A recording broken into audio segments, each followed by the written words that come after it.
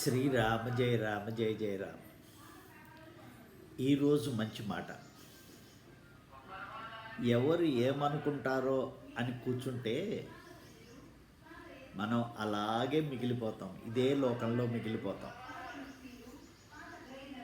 ఈ లోకాన్ని పట్టించుకోకుండా నీ పని నువ్వు చేసుకుంటూ పోతే ఈ లోకంలో వాళ్ళే నీ గురించి ఎంతో గొప్పగా మాట్లాడుకుంటారు.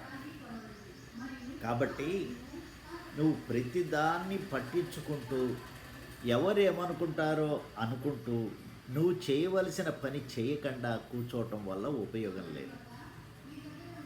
ఎవరు ఏమన్నా అనుకొని నీకు మంచి అని తోచింది, నీ మనసుకి నచ్చిన పని నువ్వు చేసుకుంటూ వెళ్ళవు.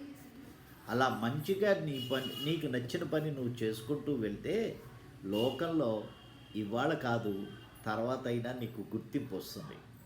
అలా కాకుండా ఎవరేమనుకుంటారో అంటూ అందరినీ మెప్పించటం కోసం నువ్వు ప్రయత్నం చేస్తే ఎవరిని మెప్పించలేవు, ముందుకి సాగలేవు.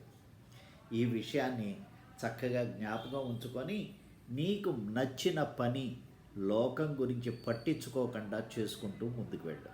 శ్రీరామ జయ రామ జయ జయ రామ.